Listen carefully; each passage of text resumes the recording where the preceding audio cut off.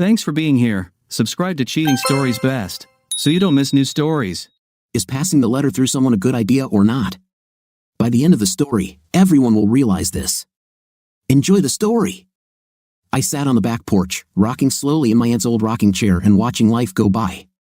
I had 3 fingers of Jack Daniels on the rocks in one hand and a beautiful blonde curled up on my lap, fast asleep. I thought about my past life.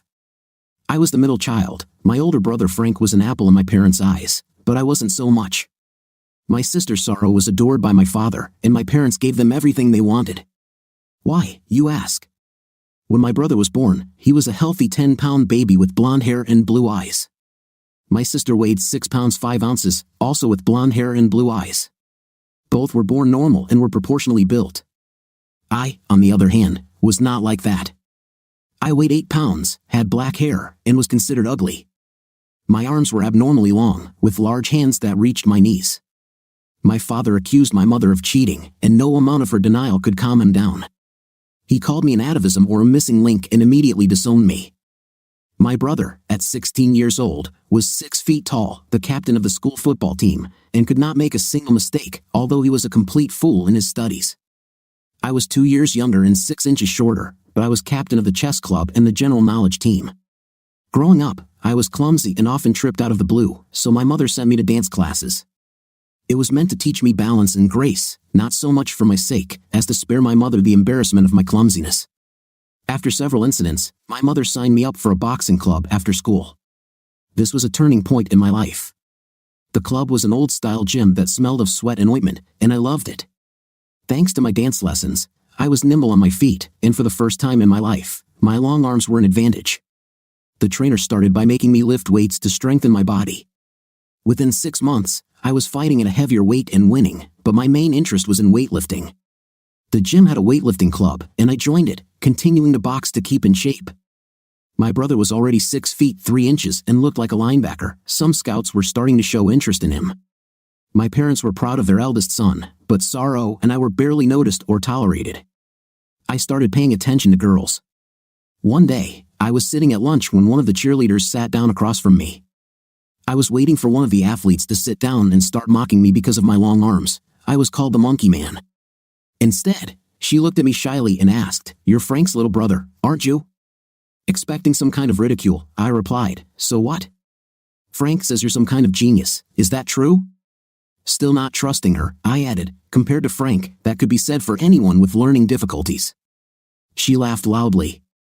"That's true, but the truth is that I need a tutor, and I'm about to fail math. If I don't get at least a B+, I won't be able to get into Berkeley next year, and my dad won't buy me that Porsche he promised. Mom says if I pay tuition, she'll pay $10 an hour. Are you interested?" Damn right I was interested, but I didn't want to waste time on an empty head. "Yes, I am interested, but you will have to work hard and not brush me off so that you can come out, or I will. Can you make that kind of commitment?" She practically jumped for joy and hugged me around the neck. "I promise, and if you trick me, I'll be in your debt." We agreed to meet the next evening after weightlifting class. Her name was Gloria. She was beautiful and not at all from my class, so I had no illusions about romance.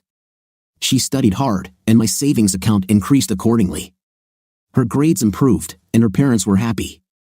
But the best thing for me was that she and her parents spread the word, and soon I became in demand. I taught several other underachievers and even made friends. One day, on my way home, a sportsman and a couple of his friends stopped me. "You're the one who dated my girlfriend, you little, and I'm going to teach you not to mess with other guys and their girlfriends." I tried to explain that I was just teaching her, but he didn't like it. As I walked away, his friends decided to join in, but before they could do anything, the wrestling coach intervened. "If you guys want to fight, come to the gym tomorrow night after school, and you can fight there one-on-one instead of 3. Now leave."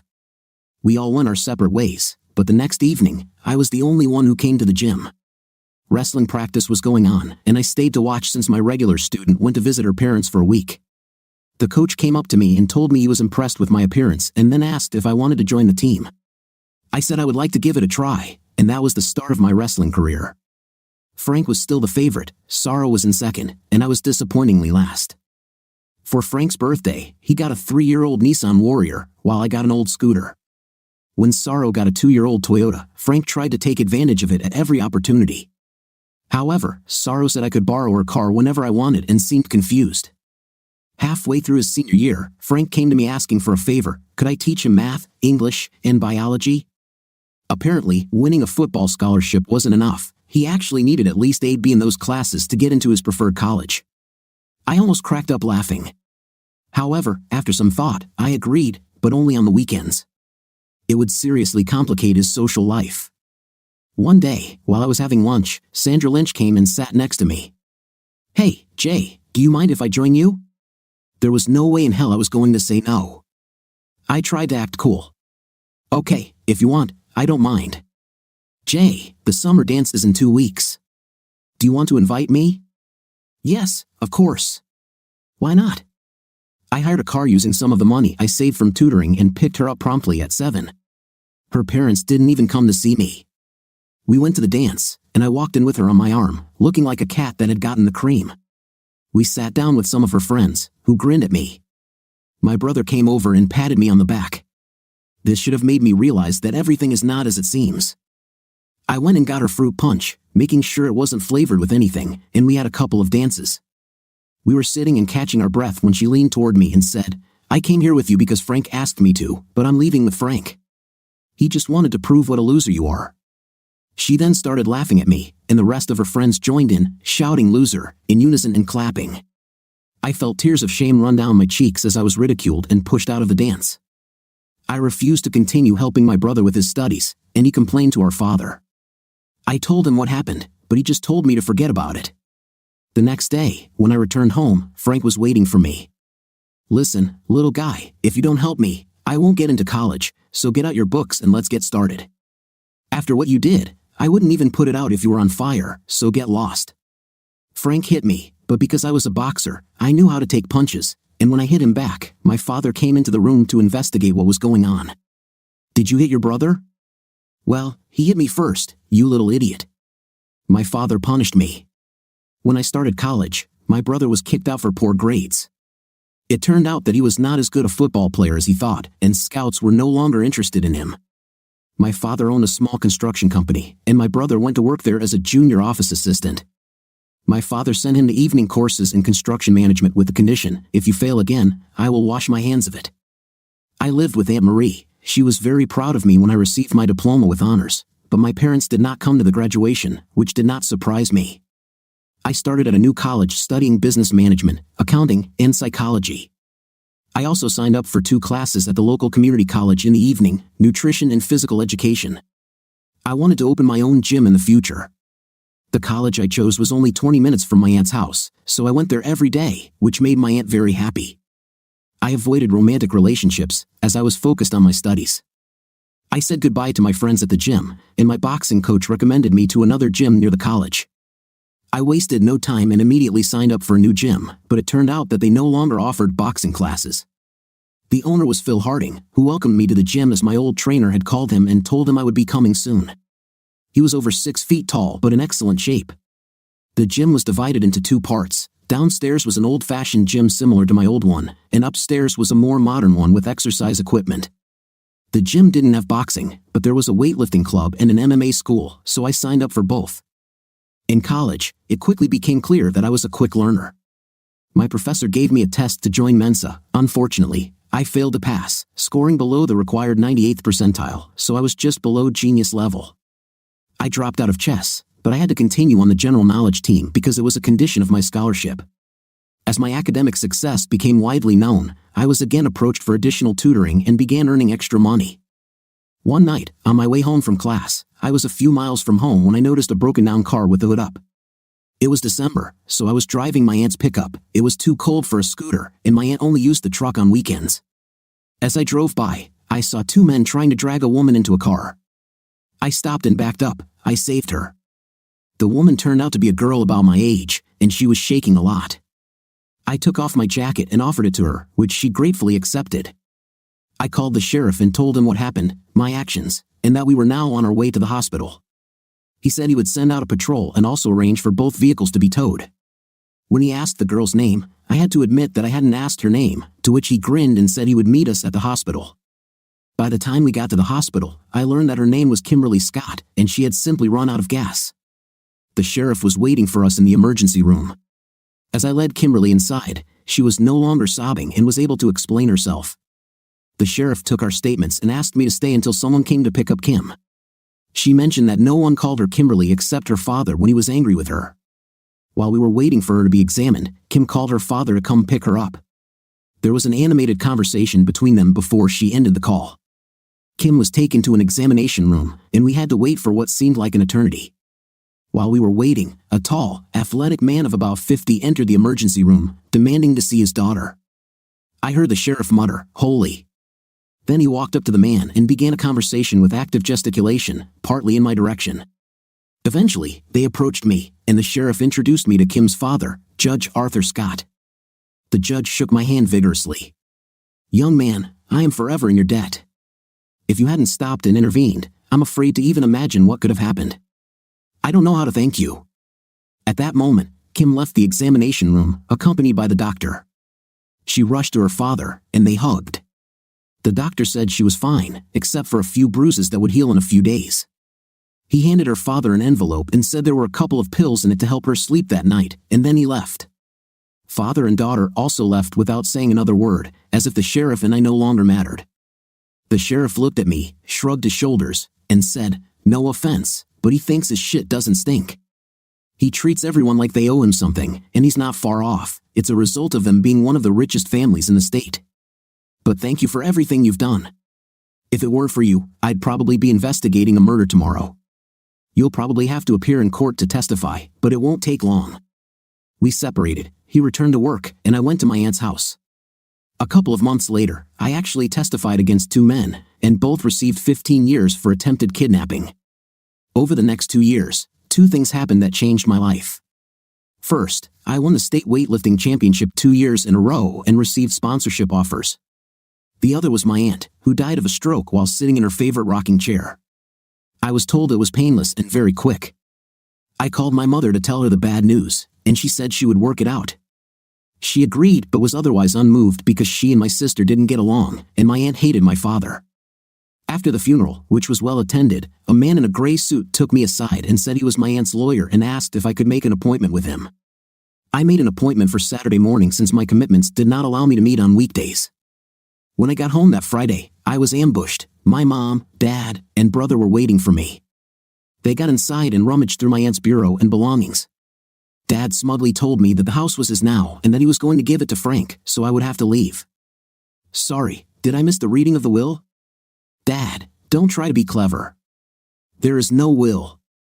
So the house belongs to your mother first. I don't have to try to be smart, I'm smart. And since the will hasn't been read yet, you have no right to be here. So leave before I call the sheriff. And second, the will be read tomorrow. No one told us, so it's illegal to begin with. In fact, this is not true. Only those mentioned in the will need to be informed, and since you were not mentioned, you were not invited. They finally left when I threatened to call the sheriff and report that my father had violated the restraining order. The next day, I went to see my lawyer, who informed me that my aunt had left everything to me.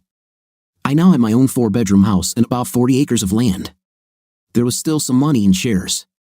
There wasn't much money, only about $60,000, but the shares were more interesting.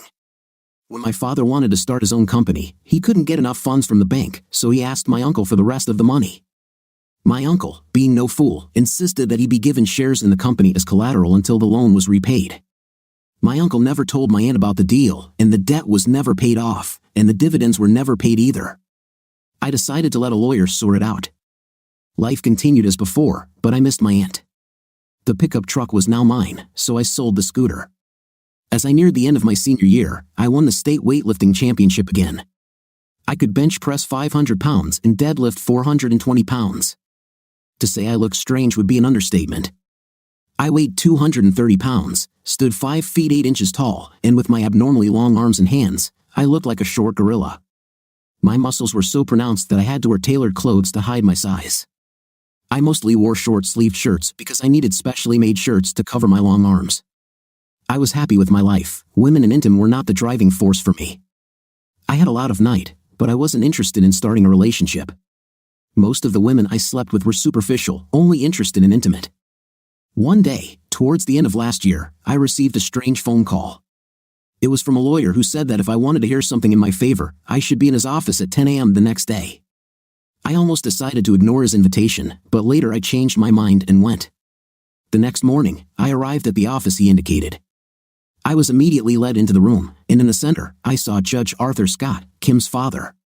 He extended his hand to me, and we shook hands, but he barely waited for me to let go, as if he was afraid of getting dirty. He asked me to sit down, and I complied, waiting for an explanation. The judge spoke first. "Look, James, I understand that you're graduating from college this year and haven't found a job yet."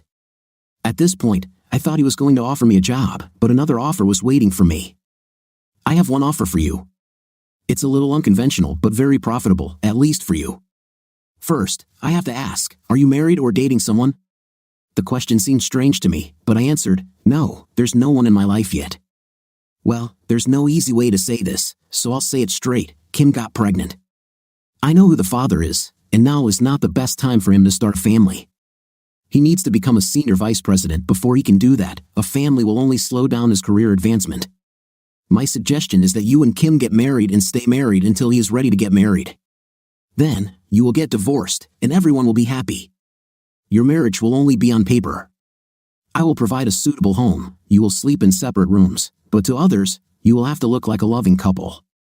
If you agree, I will transfer $500,000 to your account, and you will also receive income as a consultant while you are married.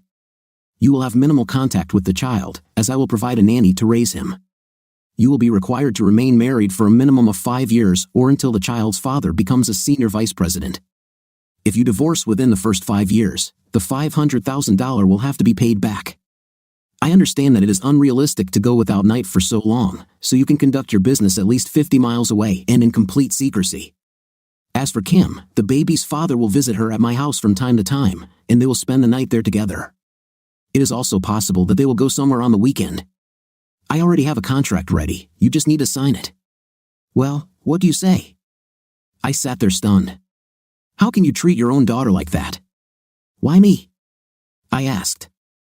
It's simple. First of all, I know I can trust you after what you did for Kim, and secondly, I know that my daughter cannot love someone like you, she needs to be very desperate. His answer made me angry, and I decided to play my own game with him. Sounds good, but I want my lawyer to look at the contract first. Listen, puppy, the offer is good, just sign, and I will organize everything. I'm not as stupid as you think. I have all the cards here. Kim is already pregnant, and soon it will become obvious. Then your little plan will cost nothing. Give me the contract here, and I'll get back to you as soon as I can. He almost threw the documents at me and walked out, leaving his lawyer behind. I looked at the lawyer and noticed a slight smile on his face. He nodded to me and hurried after his boss. The next day, I made an appointment with my aunt's lawyer and gave him the contract for review. "Okay, Jay, you have the advantage." "What do you want to do?" asked the lawyer. "This smug stupid needs to be taught a lesson." "What do you think I can get?" "Oh, I like your approach, but I have to warn you, Judge Scott is a vindictive guy. He might come after you later. I'll think about it when the time comes." "Okay, give me a couple of days. Make an appointment for the end of the week on the way out, and I'll have something ready by then." I left feeling much better. If the deal was successful, I would have enough money to start my own business much sooner than I planned. I met with the lawyer on Friday and was delighted with the changes to the contract. I called Judge Scott's lawyer and made an appointment. His office called me back the same day to confirm an appointment for Monday. The speed with which Scott agreed to meet showed his desperation. I thought I could beat him at poker.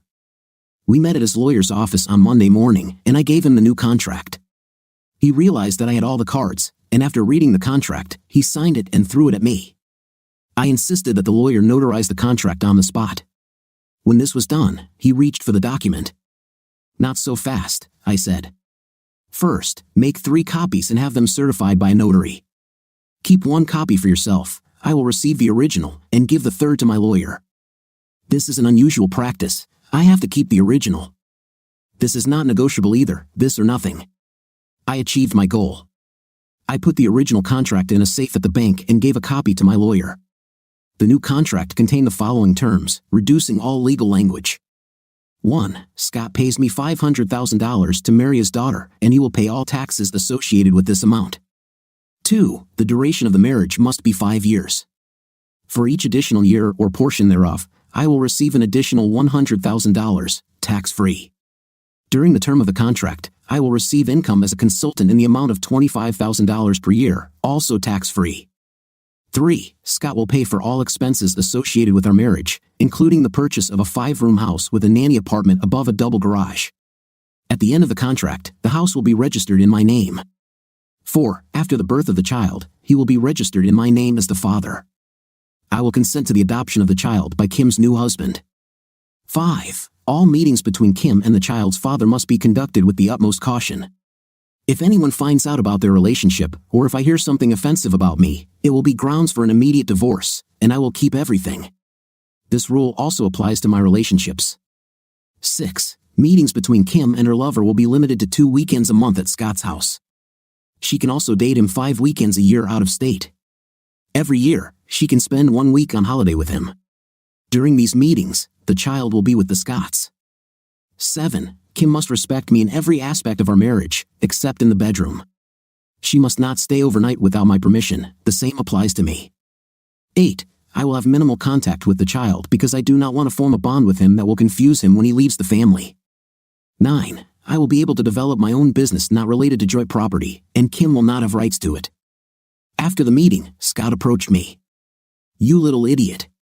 I didn't expect this from you, but know that I will still emerge victorious." After these words, he left the office. His lawyer nodded to me again and said, "In all my years of working for him, I've never seen him so angry and defeated, so be careful." He shook my hand, and I left. The following Saturday, we met again at his lawyer's office, but this time together with Kim. I was taken back to the same room, and when I saw Kim, I couldn't help but check to see if she was starting to show signs of pregnancy. Not yet, but I noticed that she was crying. Her father began the meeting. "Well, since everyone is here, I want to make an announcement. The wedding is scheduled for next Saturday at 2 p.m. at St. Mark's Church. You are going to my tailor this afternoon to order a decent suit for yourself, so go there immediately after our meeting ends. You and Kim have a lot to discuss, so find a quiet place and talk."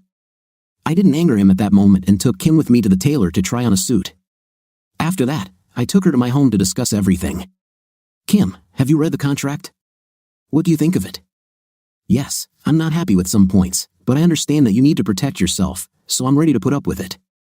I know it's far from ideal, but in the end, we both get what we want.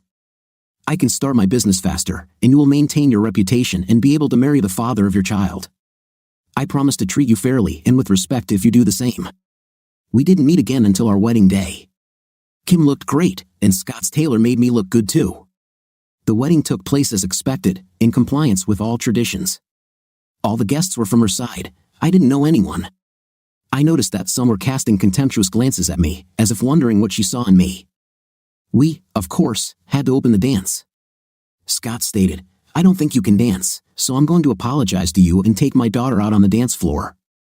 "That's not necessary," I replied, taking Kim by the hand and leading her to the dance floor. I was not afraid of the stairs. I could well show my class. We started with a waltz, then danced a foxtrot, and in total, we danced 6 tunes together. I noticed Scott standing at the edge of the crowd, trying to intervene to dance with his daughter. But since his wife, Martha, had no intention of dancing with me, I decided to ignore him. When we finally left the dance floor, Kim was out of breath and in need of a rest, so I went to get drinks. When I returned, she and her father were arguing about something. When they saw me, they fell silent. I handed Kim her drink and asked, "What were you talking about?" Dad was angry that I didn't dance with him right away. He said I looked like I was having fun and reminded me that it was just a sham marriage and to keep that in mind. I reminded him that for the marriage to be legal, it would need to be consummated. He seemed to almost burst at that moment, but then he turned red and walked away. "You understand, I just wanted to make him angry." "I didn't mean it." "Of course not. This would be against the contract. Just tell him nothing happened to calm him down." "Yes, but I'll keep the tension a little longer. Anyway, I'm having a really good time, no matter who knows, not even my boyfriend." These words stung me a little, but I immediately reminded myself that Kim would never be mine. If he weren't so focused on his career, he would be next to me now, not you. No offense, no hard feelings. I'm having a good time too. I haven't danced like this for a long time. We sat for a while, drinking our drinks.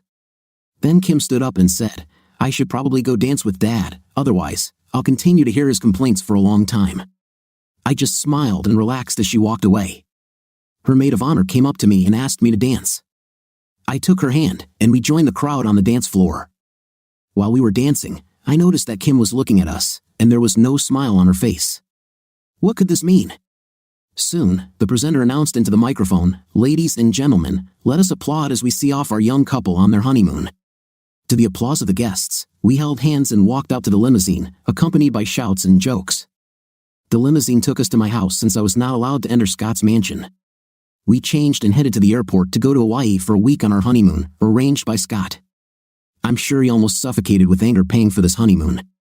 We checked into the presidential suite rather than the bridal suite, as it had 2 bedrooms.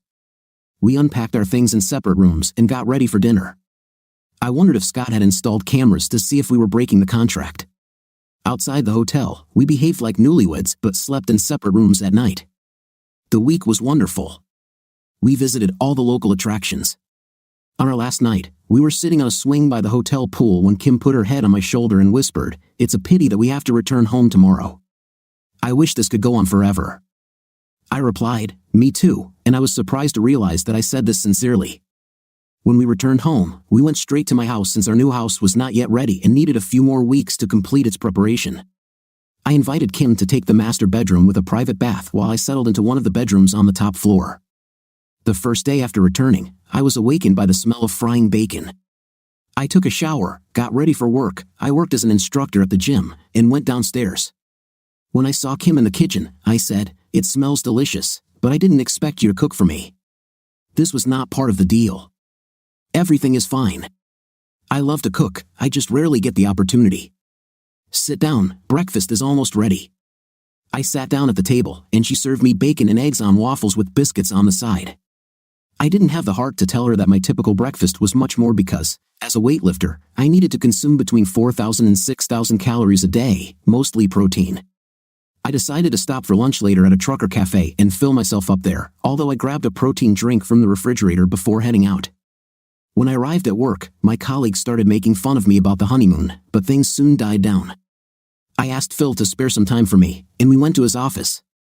"What's on your mind, Jay?" he asked. "Phil, I know you said you wanted to sell the gym and move to Florida. Are you serious? Did you win the lottery?" "Not really, but I got some money, and I want to know how much you want for the gym."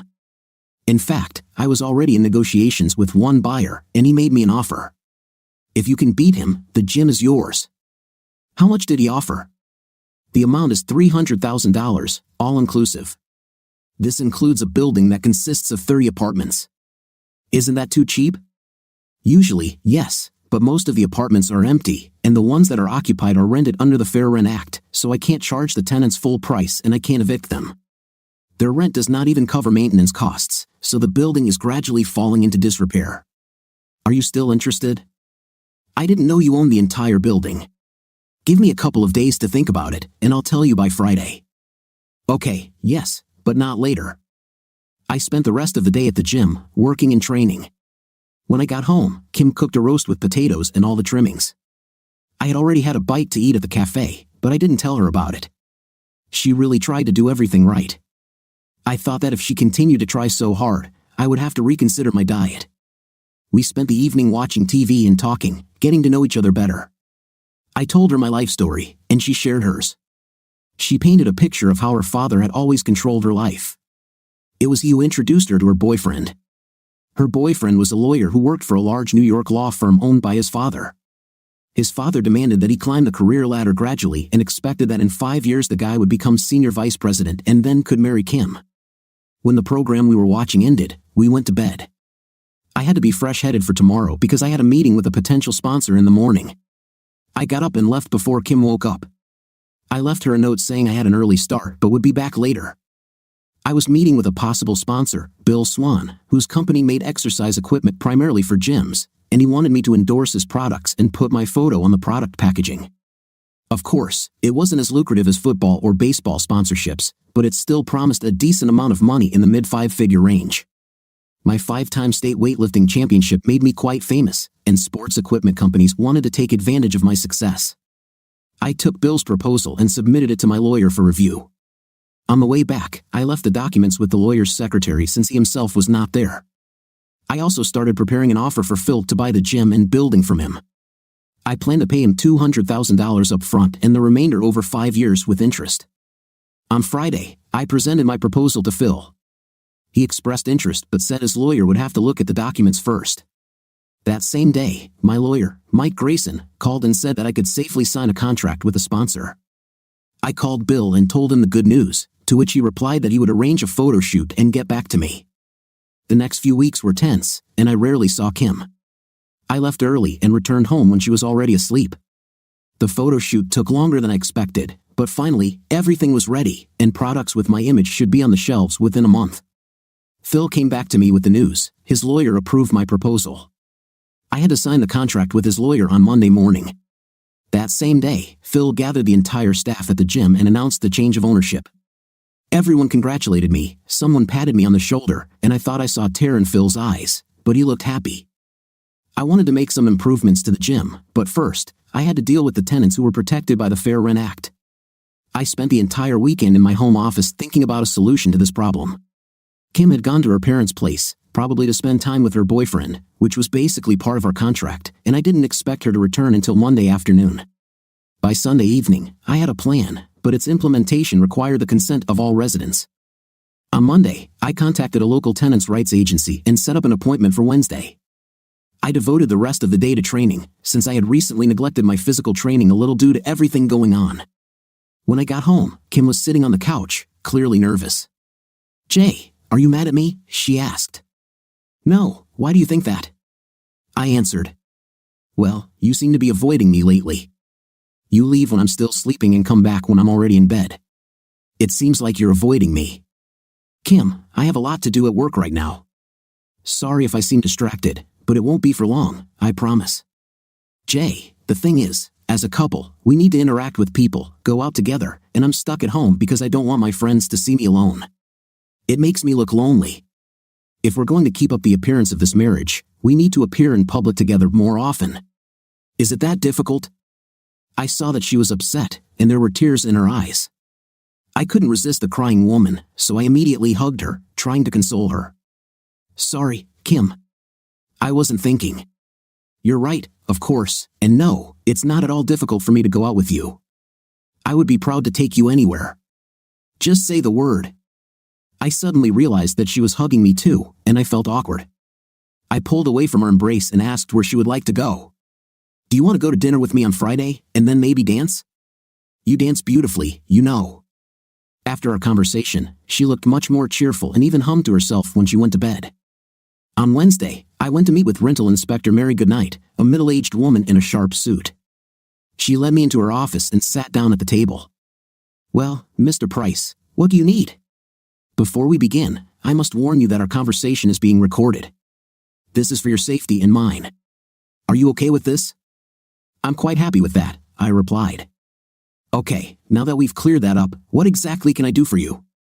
You may have already heard that I bought a gym in Arlington and also own a building with apartments that house rent-protected tenants. As you probably know, their rent doesn't even cover maintenance costs. I understand your situation, but the law is the law, and I'm afraid I can't help you if everything remains as is. The building will become uninhabitable in a couple of years. What will happen then? Is that a threat, Mr. Price?" "No way. I have a solution that benefits both the tenants and me." "Okay, Mr. Price, what's on your mind?" "The building has 6 apartments occupied by rent-protected tenants. They are the only residents left. This leaves 24 empty apartments. The tenants are dispersed throughout the building, but no apartments are on the ground floor. I thought that if I renovated the 6 apartments on the first 2 floors and the tenants moved into them on the same terms, I could renovate the remaining apartments to an improved standard and rent them out at a profit. This will allow me to keep the building in good condition, and everyone will be happy. How do you like this idea?"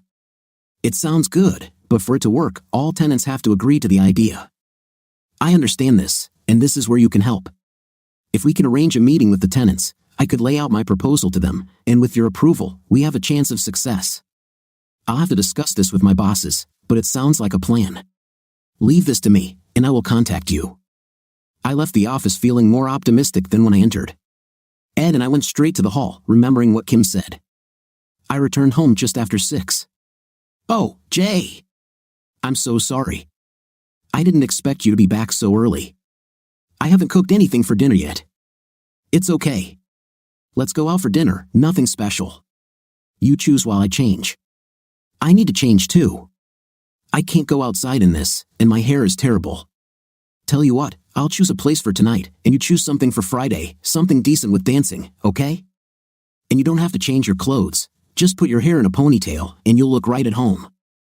I quickly went upstairs, took a shower, and changed into jeans and cowboy boots with a plaid shirt.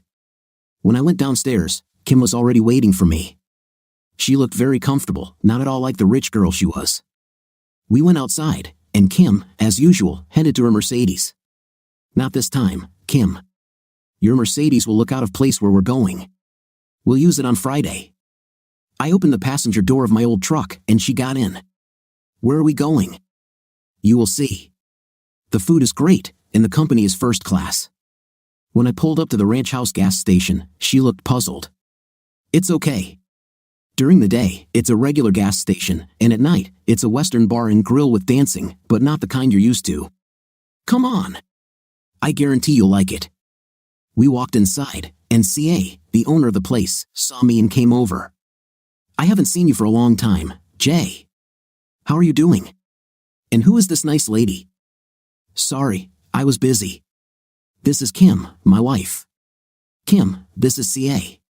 She owns this place, and it's the best Western bar in the state. Hello. How did you manage to land Jay? I thought he would remain a bachelor for life. Every time I tried to set him up with someone, he refused. We need to talk to you sometime. She then showed us a booth overlooking the dance floor, where a 4-piece band was playing. Several couples moved slowly around the dance floor, not so much dancing as just hugging each other and swaying to the music. Kim looked as excited as a kid in a toy store.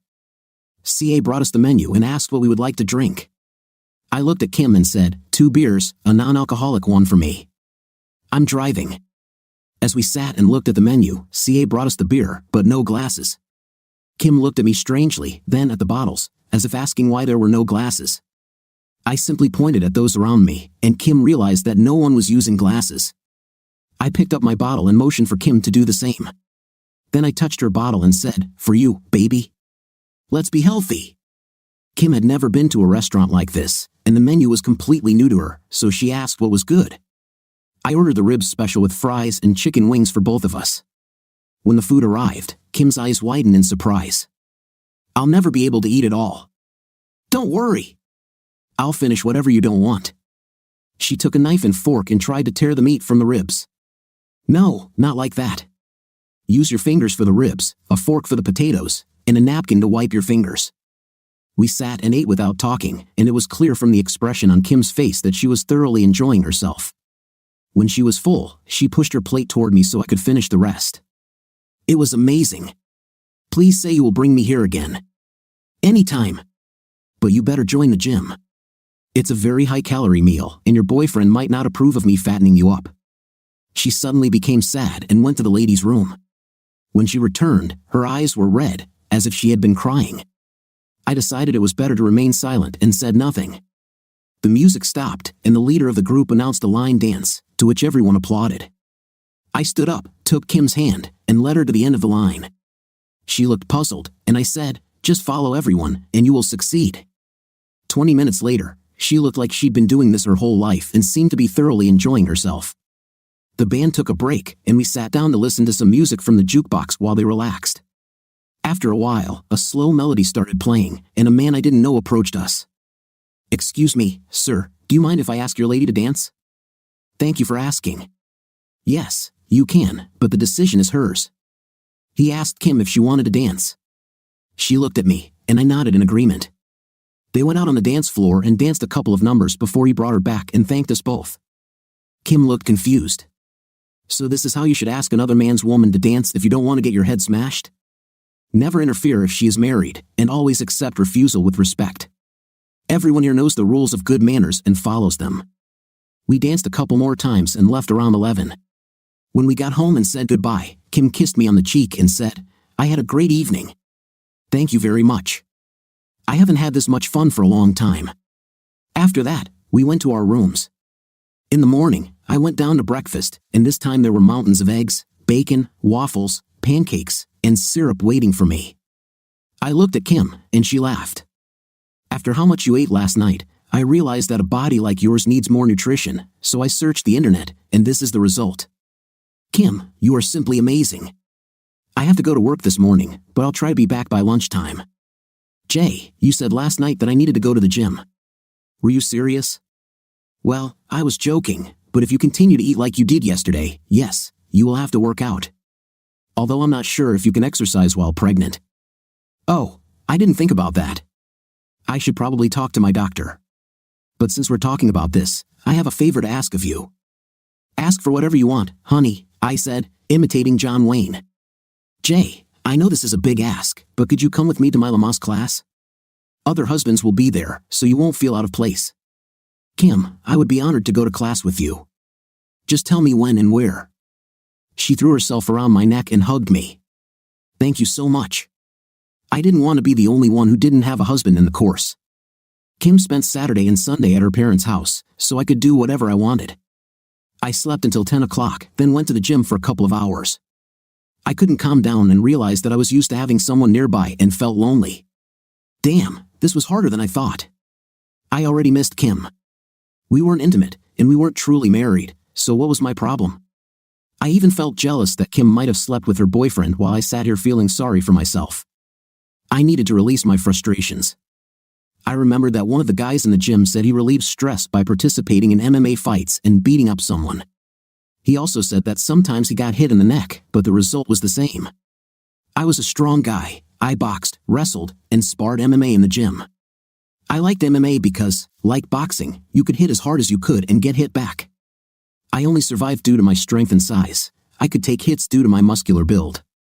I went online to see if there were any fights for this weekend. I was lucky. Within 30 miles, there was going to be an open competition where everyone was welcome. If I left now, I would be in time for registration. I gathered my equipment, which wasn't necessary since the fighters there were in ordinary street clothes, jumped into the truck, and hit the road. I arrived on time and joined the check-in line. When they asked me my name, I gave my real name, but I was told that I needed to come up with a nickname. I picked the title Missing Link out of thin air. I was then offered a mask to disguise myself, which I accepted. I was taken to the locker room to wait to be called. There, another member offered to help me put on the mask since it tied at the back. I decided I didn't want to ruin my clothes, so I changed into a black leotard I found in my locker. I left my clothes and personal items in the locker and received a key with a number. When it was my turn, I handed the key to the host for safekeeping. He asked my name and announced me as the missing link. He introduced the other fighter as the Great Godzilla. The fight was supposed to take place in a cage, and we entered from opposite sides. Obviously, it was a fight without rules, but I won. It turned out that he was the champion of this establishment. I didn't know it then. Management saved the newcomer for the last fight so that the champion could beat them for the entertainment of the crowd. Silence fell in the room. The host entered the cage and declared me the winner. The crowd erupted in cheers, chanting, "Missing Link," over and over again. I was escorted back to the locker room and told to leave as quickly as possible, as the losers of the illegal bets might come after me. The presenter handed me the prize money, a percentage of the proceeds for the evening, and let me out through the back door. I was glad I wore a mask because I didn't want any consequences. When I returned home, I began to feel the physical effects of the fight, and my frustrations disappeared. It worked, but I was sore all over. The next morning, I felt even worse. I took a bath, added Epsom salts to the water, and soaked for a long time. The water had almost cooled down when I got out. I tidied up the bath, wrapped myself in a towel, and went to get some coffee. As I walked out of the kitchen, holding a towel and a cup of coffee, the front door opened, and Kim walked into the house. She looked at my face, dropped her bag, and ran toward me. "Jay, what happened to you? Did you have an accident?" I didn't want to tell her the truth, so I told her that I was boxing at the gym and got hit with the right hand. She went to the freezer, took out some ice, wrapped it in a kitchen towel, and pressed it to my face. "Hold this." She took my towel-wrapped hand, placed it on the ice pack, then made me sit on the couch. I had an ice pack in one hand and a cup of coffee in the other, and as I sat down, the towel wrapped around my waist unfurled, exposing my body. Kim couldn't help but look and then looked again when I tried to cover myself. She covered her face with her hands and muttered, "Oh God." Then she turned beet red and ran to her room. I sat there like a complete idiot. After a while, I went to my room and changed into something less revealing. When I returned, Kim was sitting with a cup of coffee, but she was looking at me. She blushed again and began to get up. "Kim, please don't be embarrassed. Forgive me, it's not your fault. What you saw cannot be forgotten, so just try to forget it happened, please." She looked at me and smiled. "I'm sorry too. I shouldn't have looked, but everything is fine with you there, and any woman would be happy to be with you. I don't regret watching it, and I will always remember it." Now it was my turn to blush, and I could feel it slowly creeping up my face. To change the subject, I asked, "How was your weekend?" "Not good." David, that's his name, looked at my stomach and said I was getting fat. I explained that it was because of the baby, but he was only interested in whether my previous appearance would return after giving birth. I said that I would have to work out to get my figure back, and he said the sooner, the better. He returned to New York immediately after dinner. He doesn't seem to like my new look. Then she started crying. I picked her up and held her, saying, "Kim, I think pregnant women are the most beautiful women in the world. They glow, and you should be proud of your little bump. When I am with you, even though the child is not mine, I am so proud of you.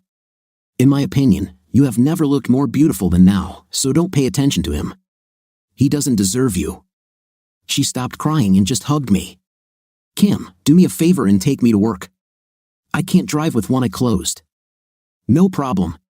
Let me change into some jeans, and I'll be right there." She took me to the gym, and I invited her in and introduced her to some guys. I received a lot of good-natured ridicule about my eye, and it was suggested that Kim had hit me for my bad behavior. Kim thought it was funny. She ended up staying the day and insisted on treating everyone to lunch. When she went to the grocery store to get substitutes for everyone, I sent one of my guys with her to help carry them back, especially since it can be a bit of a rough neighborhood. We all sat around munching and drinking protein shakes when my phone rang. It was Mary Goodnight from the fair rent office. She said she spoke with her boss, who thought it was a good idea and that it should come to fruition. She said she would contact the tenants to make an appointment for Wednesday at 6 p.m. and would meet them at her office at that time. When I went to her office, she seemed very optimistic about the idea and said that her bosses were looking forward to the outcome. If it worked, they would encourage other homeowners to do the same, which would make their job much easier. When the tenants arrived and introduced themselves to me as their new landlord, they stared at me. We all went into the conference room and took our seats, and much to my surprise, we were offered coffee and cake. Once we had all calmed down, Mary opened the door and introduced Rex Vanden, the council's lawyer. He then stood up and knocked on the table. "I ask for your attention, ladies and gentlemen.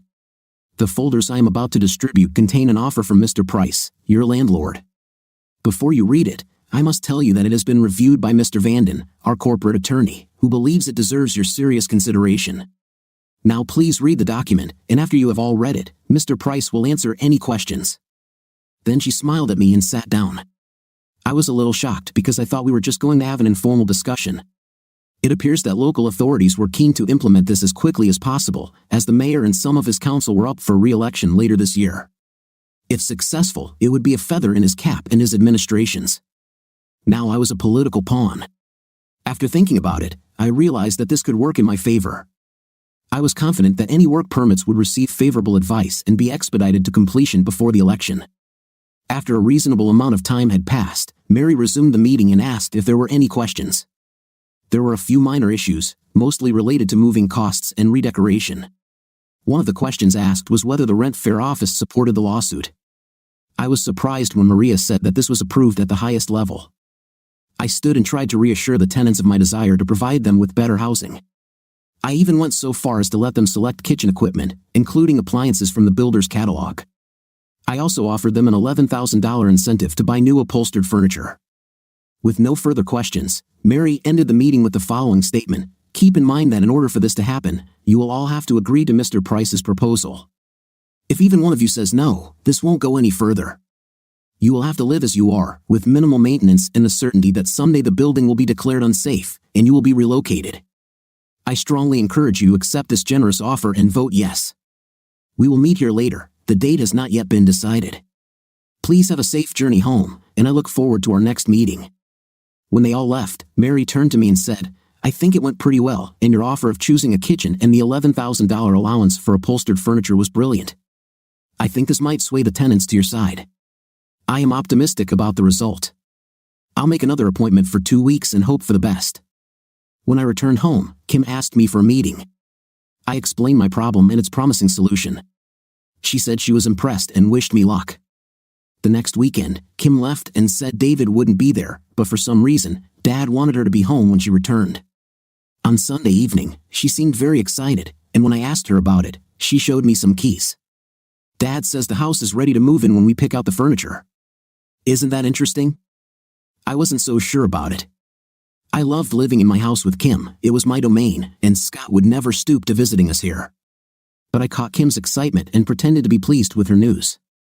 I expected Kim to make all the decisions about furnishing our new home. I couldn't yet think of it as a home, but she surprised me by insisting that we choose together like a real couple. You're going to live there with me for at least 5 years, aren't you?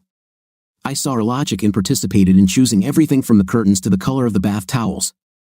The only room I made a full selection for was the home office, which I would be using alone. I also insisted that it be equipped with a lock that only I could use, just like the safe in my office. Kim would like the same thing, a safe in her bedroom. There was already a lock on her bedroom door, and I also installed one on my bedroom door. I didn't trust Scott. So the next time Kim visited her parents for the weekend, I had a security company scan my new home for bugs. They found cameras and listening devices in all the bedrooms, the living room, the kitchen, and even one in my bathroom. They were placed in the garage, in the garden, and by the pool. I removed the ones in my bedroom, bathroom, pool area, living room, and kitchen. I left the rest in place because they did not invade my privacy and were a good security measure. I packed up the ones I took off and sent them to Kim's father with a note, excessive requirement. When Kim returned, I told her what I had done and suggested that she check her bedroom and bathroom for bugs. I gave her a small box that beeped when it was near an electrical device. When she came downstairs, she was furious and swore at her father.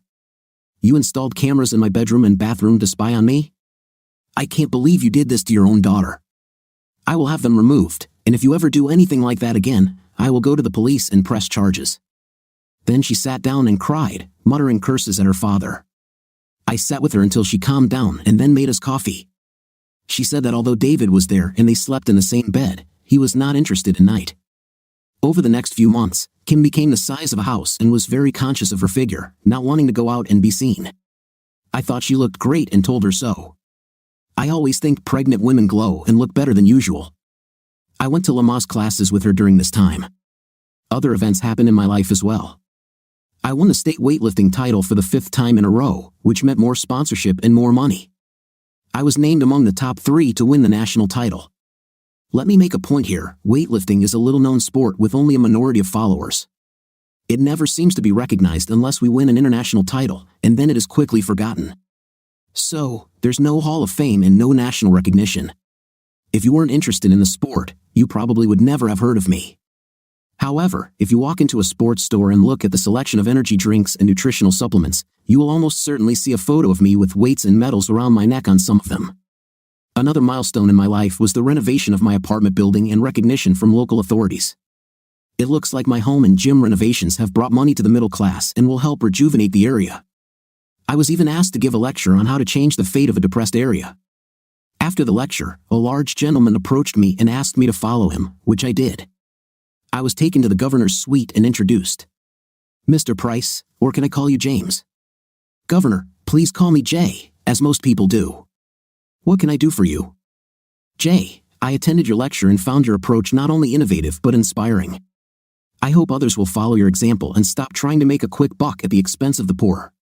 Not only that, I'm a big fan of yours. Not many people know that I lifted weights in college and won a couple of titles. I look forward to seeing you at the national championships. He then shook my hand, and the interview ended as he turned his attention to more pressing matters. She looked young enough to be his daughter, but she was over 18 years old. I wondered for a moment if his wife knew, then walked away. My business was growing, my rental income was skyrocketing, and I was in negotiations to purchase another gym. In the evening, Kim and I had dinner, watched TV, and talked about how our day went. It was like marriage, but without intim. I got it from professional women far from home. One night, there was a knock on my bedroom door. Jay, my water just broke. I got dressed, grabbed my travel bag, and took Kim to the hospital. They took her straight to the delivery room. I was sort of taken with her. Before I could escape, Kim held my hand and screamed in pain. The nurses asked if I was her husband, and of course, I said yes. They assumed that I wanted to witness the birth and dressed me in a green gown. I was panicking. I looked at Kim for a way out, but she just squeezed my hand and said, "Please stay. I need you." So I did, and it was the most wonderful experience of my life. When they handed me the baby, we both cried. Then they asked me to leave so they could clean everything up. When I called the Scott house, Martha answered. "Mrs. Scott, you are the grandmother of a 7-pound 6-ounce boy. Congratulations." I heard her crying on the phone. "When can we come?" "Well, she's very tired now, so maybe tomorrow morning. Call the maternity ward to find out visiting times." At that moment, they called me to say goodnight to Kim, so I ended the call. Things got crazy over the next few days. I made sure the nursery was ready and went out and bought all the blue blankets and sheets for his crib. One afternoon, I came home and was greeted by her father, accompanied by a middle-aged woman. She was supposed to become a nanny and move into her mother-in-law's apartment above the garage. She seemed like a nice woman and was polite to me. She knew about the agreement between me and the Scotts. I was told not to visit Kim, and Dad would take care of everything. And so he did. Everything I bought was thrown away, and her mother replaced it all. I was furious, and Martha saw it when we were alone. She apologized for her husband's behavior, saying that she took the things I bought out of trash bags and that they stayed in my bedroom to be used later. When he left, they kept Kim in the hospital for a week because she had complications and they didn't want her to leave too soon. I was sitting and working in my home office when the phone rang. "Jay, I'm ready to come home. Will you pick me up before my father finds out and beats you to it?" I grabbed Kim's car keys and drove to the hospital. I went up to her room, and the nurse wheeled her out holding little Darren, who was named after her boyfriend's father. I strapped him into the car seat, then strapped Kim in, and took them both home. When we got home, the nanny, Paul and Bland, whom her father had hired, came out and took little Darren, and I helped Kim into the house. She went straight to the bedroom to change into more comfortable clothes. After Kim removed all the surveillance equipment her father had installed, I installed my own system. I didn't trust her father, so the cameras showed the hallway leading to her downstairs bedroom as well as the upstairs hallway, covering the entire bedroom doors. The living room, family room, dining room, and kitchen were also monitored. It was all connected to my phone, and I could access any camera whenever I wanted. The entire system was uploaded to the cloud for storage. When Scott arrived at the hospital and found that we had already left, he was furious and came straight to our house. I opened the door. I did not give him the key, although I had given it to Martha on the condition that she would not give it to her husband. He started shouting that I had no right to take my grandson from the hospital. I went and took the birth certificate and pointed to the place where it said father in my name. I thought he might have a heart attack right in front of me. When he tried to walk past me, I stood my ground. He stood there and, for the first time, realized that I had all the cards in my hands. If he wanted to see his daughter or grandson, he would have to behave. I just looked into his eyes until he looked down and asked if he would see his grandson. I moved away from him and motioned for him and Martha to come into the living room. Kim entered the room, changed into sweatpants and a sweatshirt, walked over, and hugged her parents. Then we all sat down, and Paul brought little Darren. They all hugged him, and then Miss Bland took him away for a nap. I got up, made coffee for everyone, and served it to them while they were talking.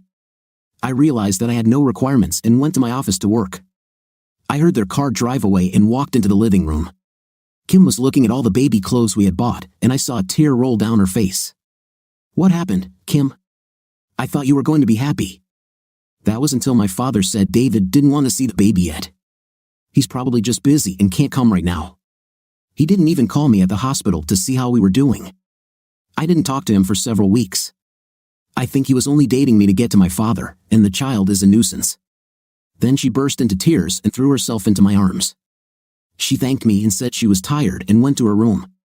Miss Bland made it clear that she was here for the child and not to take care of us, and she said this while looking directly at me, realizing that if I wanted to eat, I would have to take care of it myself. I went to our local diner, ordered a double portion of everything and 2 mugs of coffee, felt full, and returned home. Kim started going to the gym again to get rid of her post-baby belly and loved her enlarged, milk-filled breasts. Several times, I walked into the living room and saw her feeding Darren. In those cases, I turned around and quickly left. She never mentioned it, but sometimes she gave me a sly smile and continued to feed the baby. Occasionally, I saw women in public places feeding their children. I tried not to look, but it was the most charming sight I had ever seen. There was nothing intimate about it. It was a gesture of love, as natural as the sun rising. Over time, as Kim's body returned to its normal size, she began to spend more weekends at her parents' house. One evening, returning home, she was all happy and practically fluttered into the living room. I asked her what happened, and she said David stayed the night and that they started having a night again. I said I was happy for her, and I really was, because this is what I signed up for. She mentioned that David was very busy and would only be able to see her once every 2 weeks, so could we start going out together again? I agreed, and from then on, we started going on dates, going to line dances at the ranch house, and having dinner at various clubs where we danced. I was happy. I had a beautiful woman on my arm, and she was happy to go out with me without burdening herself with obligations. I have already said that intimacy was not the main motivator for me. 2 or 3 times a month was enough for me. Over the next 2 years, things remained pretty much the same, except that Kim went on a 2-week vacation with David and came back exhausted from all the traveling. My business grew, and I now own 3 gyms and 2 apartment complexes, so money was not an issue. I set aside enough money in a separate account to pay Scott back for his original payment in case something went wrong. I saw no reason why this had to happen, but I felt better knowing that I was ready.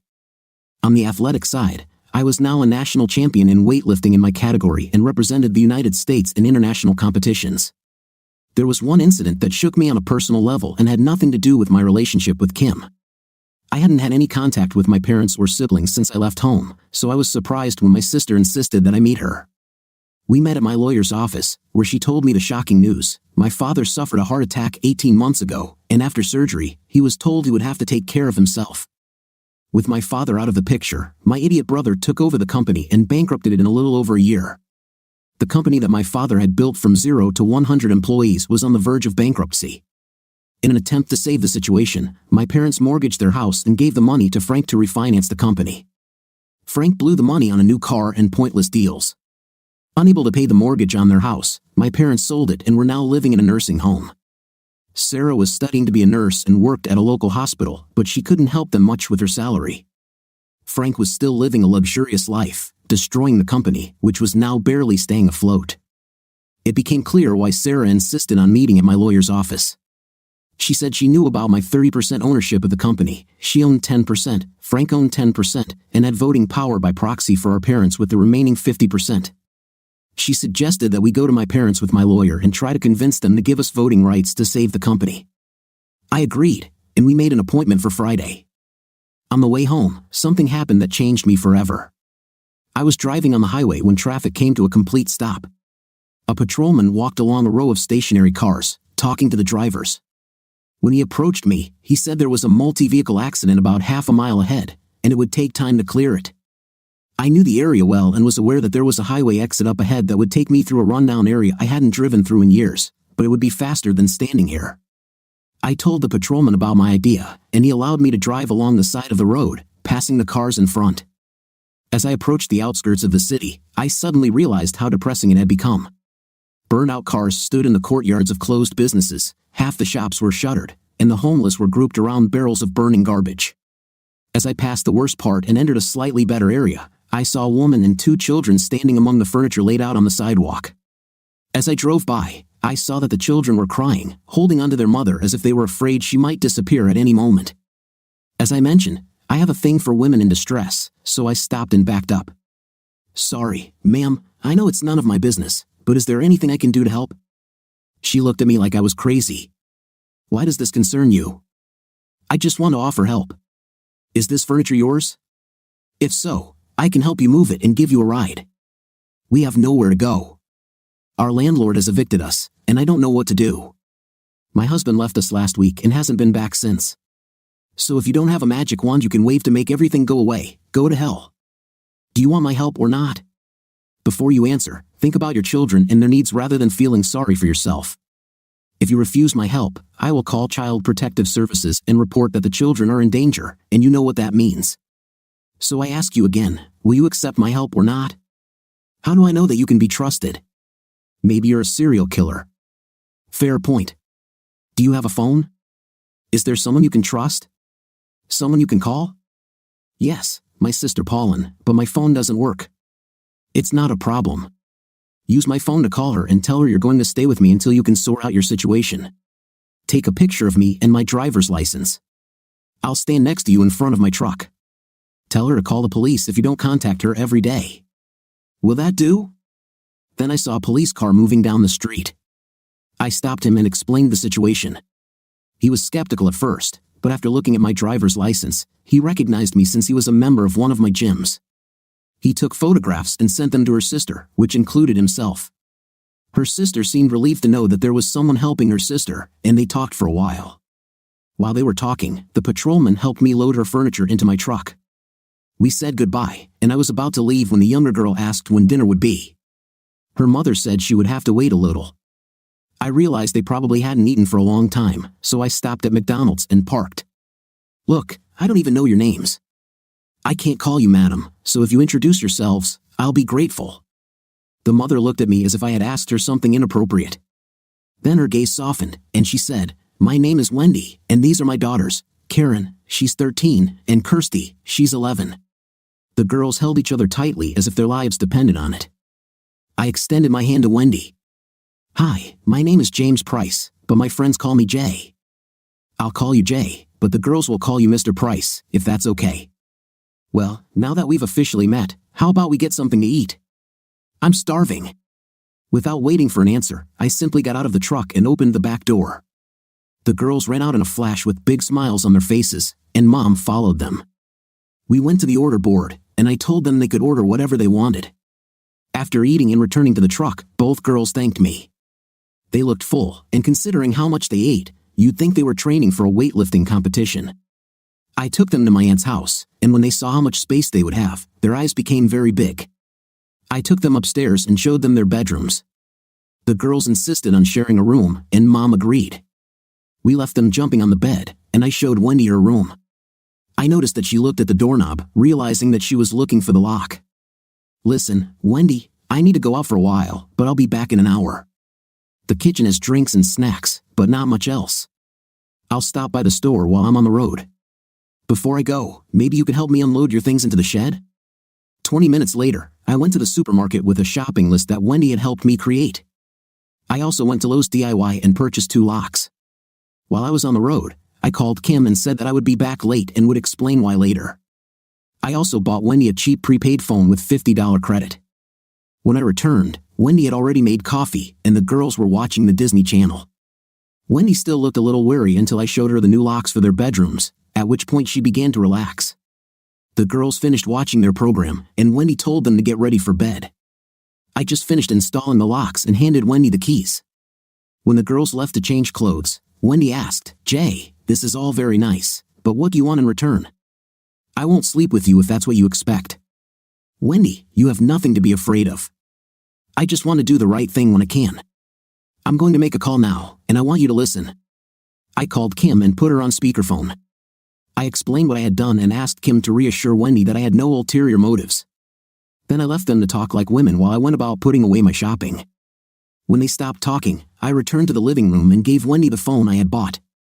She looked at me with tears in her eyes and said, "Jay, I'm so ashamed that I doubted you. Your wife said you're one of the good guys, and I believe her. Thank you so much for everything you have done. I can never repay you, you literally saved our lives." Then the girls went downstairs to say goodnight before going upstairs. They ran up to me, hugged me, and kissed me on the cheek.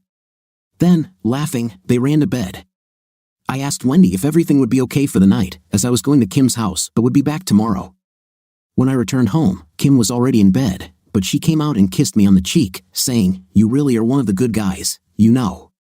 Some girl will be very lucky someday." The next day, I went to a car dealership owned by someone who went to one of my showrooms. I told him what I needed, and he showed me several models within the budget I quoted. In the end, I settled on a nice Honda CR-V with low mileage. He said he would check it and deliver it the next day. I called Wendy and asked if everything was okay and if it would be alright if I came over later. She said she and the girls would welcome me, and I said I'd bring ribs and salad for dinner. She said that was a great idea. I spent the rest of the day in my home office. Kim said she was going away for a few days with David and that I shouldn't worry.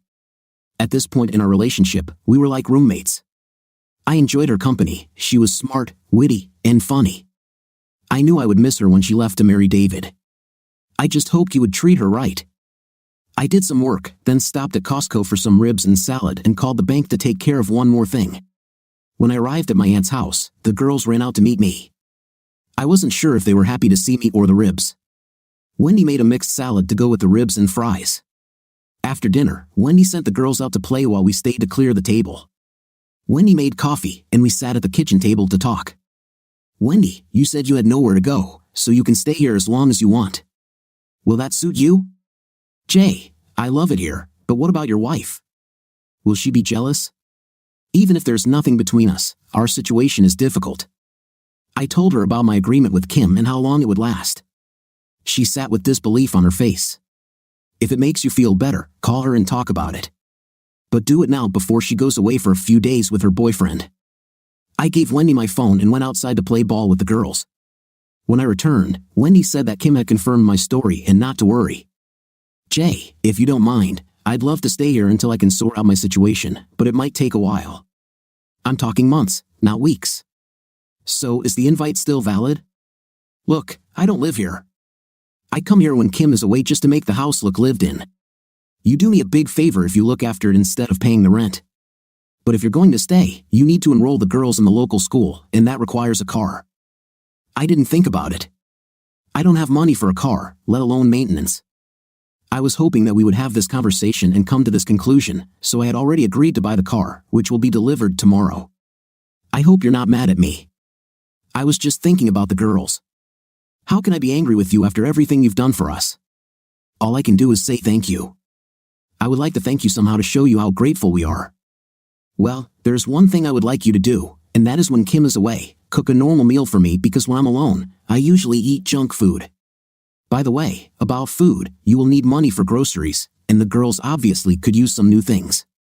Don't think I'm criticizing, but it wouldn't hurt for you to update your wardrobe either. No, you are already too generous. I'll find a job and buy clothes and everything else myself.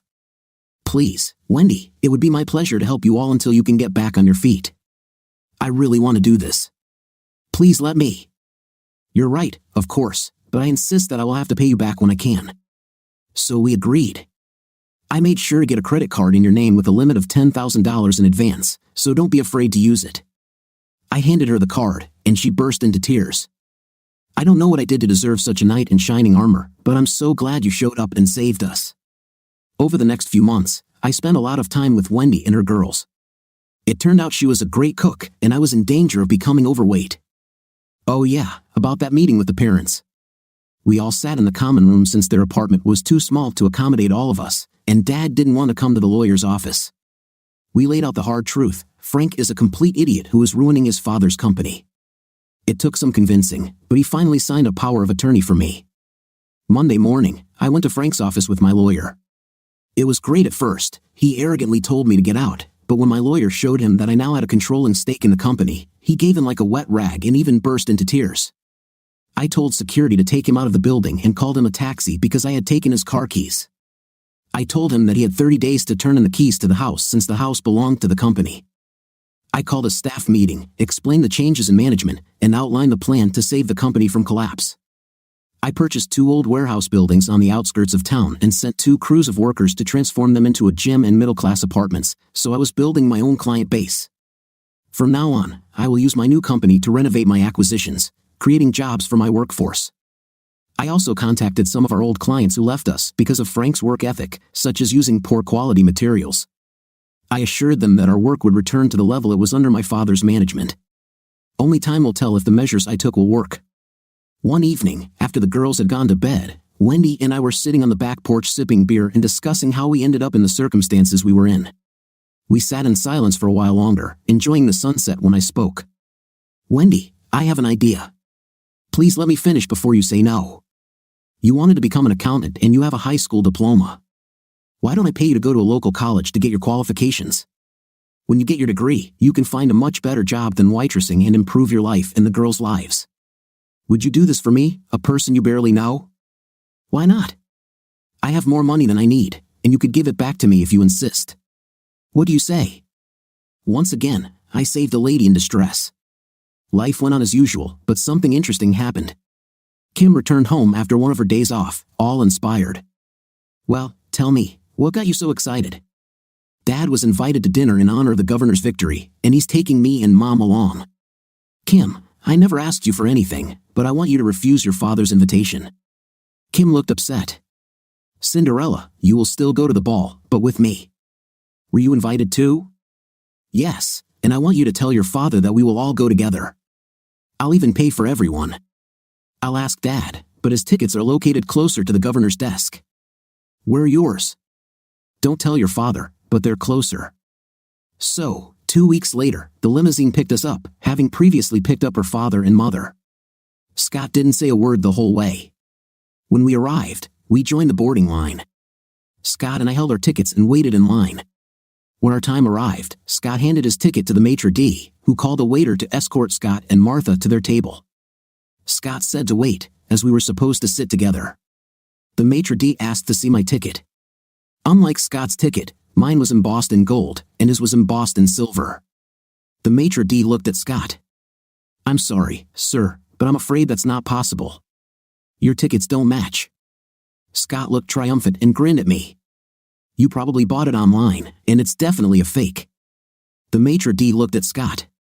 No, sir, they're just different priorities. Still grinning at me, Scott said, Ha. Wherever you sit, I doubt you'll even see the governor. He took Martha's hand, and the waiter led them to their table just 2 tables away from the governor's table. The smile never left his face. Kim looked depressed. Kim, don't be sad. Your father will soon learn the sad truth. The maitre d' ordered one of his assistants to take his place and led us to our table. When Scott saw where they put us, I thought he was going to have a heart attack. We were seated at the governor's table, closer to his edge. I looked at Scott and waved at him. He blushed and ignored me, while Martha simply smiled and looked away. Once everyone was seated, the governor came out from behind the curtains, waving to the audience, and everyone stood up and applauded. When he sat down, the food began to be served, and the governor leaned toward me.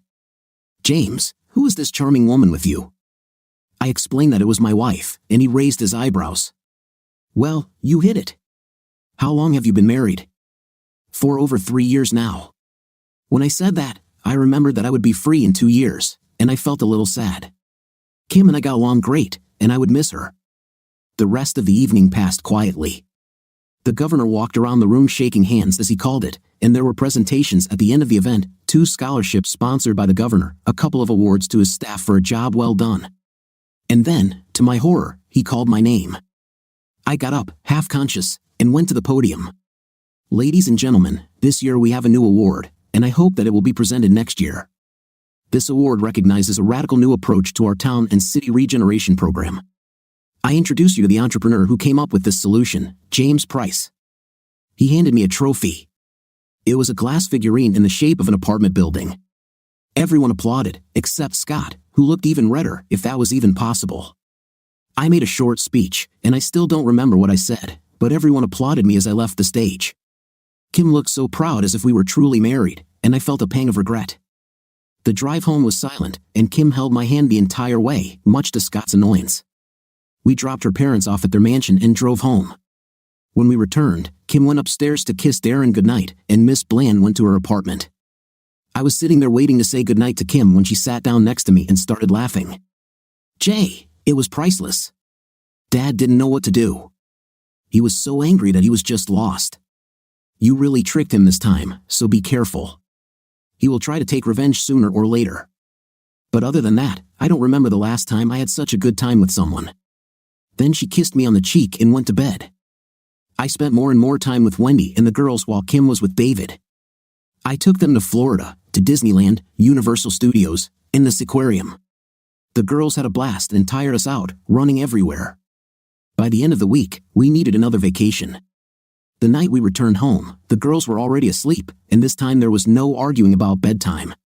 We left our suitcases in the living room to unpack tomorrow and went to our rooms. At some point during the night, she came to me, and we made love.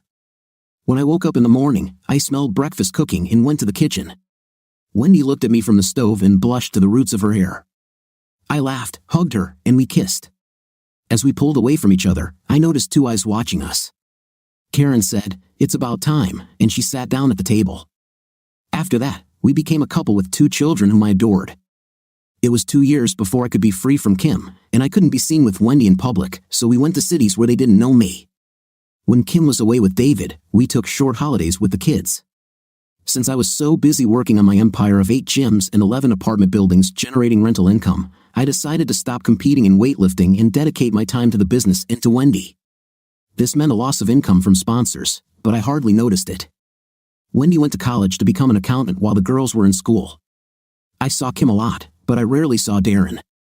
As per our contract, nothing noteworthy happened over the next 18 months, except that I found out that my idiot brother had gone back to college and was dating a cute girl. The day came when Kim tearfully told me that she wanted a divorce so she could marry David. I was sad to lose my cohabitant, but we agreed, and the divorce took place. I kept expecting trouble from Scott when he demanded the right to the house through my lawyer, but he didn't say a word. I now owned a $1.2 million home. I decided that when the divorce was finalized, I would propose to Wendy and ask her where she wanted to live. Shortly before my divorce was finalized, I was contacted by my old friend Phil Harding, from whom I bought my first gym in Florida. The gym he worked out at was part of a chain of 8 gyms throughout Florida that the owner wanted to sell, and he asked if I would be interested in purchasing. I told Wendy I needed to go away for a few days, and she seemed more relieved than sad. I stayed with my old friend for a week. When I wasn't exploring the gyms, we went fishing and he showed me the sights. I didn't buy gyms because they were in rental buildings, I only bought my own space. I spent the whole week having fun with Phil, and then he drove me to the airport, and we said goodbye. While I was at Phil's, I tried to call Wendy, but her phone went straight to voicemail, and the same thing happened when I called the girls. I was a little upset that I couldn't contact them and wondered why. We landed at 2 p.m., so I picked up my truck from the long-term parking lot. I drove to the new house because I didn't want to disturb Wendy and the girls at such an early hour.